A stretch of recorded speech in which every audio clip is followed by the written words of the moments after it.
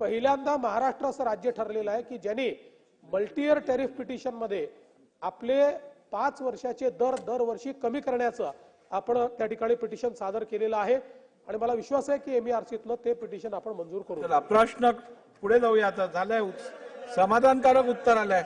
प्रश्न क्रमांक 4 महोदय समाधानकारक उत्तर आलेलं आहे. यावरती अजून चर्चा करायची गरज नाही.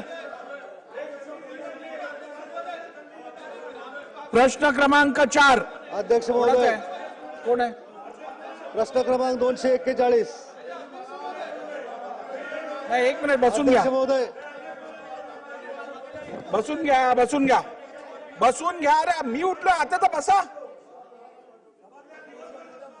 हे बघा, ज्या वेळेला प्रश्नाला समाधानकारक उत्तर मिळतं त्यानंतर सभागृहात इतर पण प्रश्न आहेत त्यांना पण न्याय द्यायचा आहे.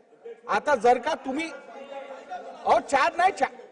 4 वेळा उभे राहिले असतील तर त्यावेळेला समाधानकारक उत्तर मिळालं नव्हतं म्हणून बसा. सागर साहेब, आपण ज्येष्ठ सदस्य आहात, असं बरोबर नाही. प्रश्न क्रमांक 4 अध्यक्ष महोदय महाराष्ट्रामध्ये अपघातांचं प्रमाण फार प्रचंड वाढलेलं आहे. अध्यक्ष महोदय महाराष्ट्रात अपघाताचं प्रमाण प्रचंड वाढलेलं आहे. महाराष्ट्र राज्य हे अपघाताच्या बाबतीमध्ये देशामध्ये जवळपास 3ऱ्या क्रमांकाला त्या ठिकाणी आहे. माझा प्रश्न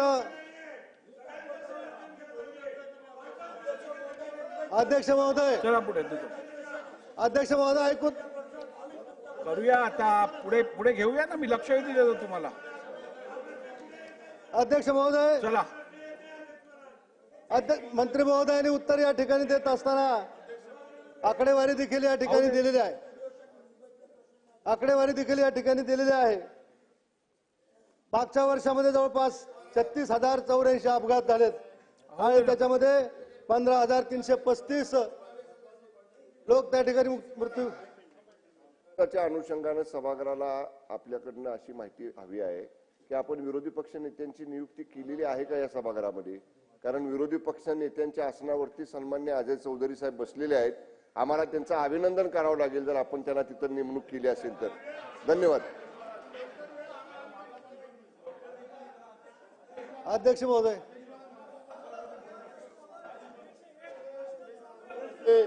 विरोधी पक्ष नेत्यांच्या खुर्चीवर बसलेत. अध्यक्ष महाराज, अजय चौधरी जसे विरोधी पक्षाच्या खुर्चीवर बसले तसे दादा ते एकनाथ शिंदे साहेबांच्या जागेवर बसलेत. त्याच्यामुळे हा काही फरक आला काय सभागृहात त्याची माहिती आम्हाला द्यावी. कालच शिंदे साहेबांनी सांगितलं आम्ही अदलाबदल करत असतो म्हणून.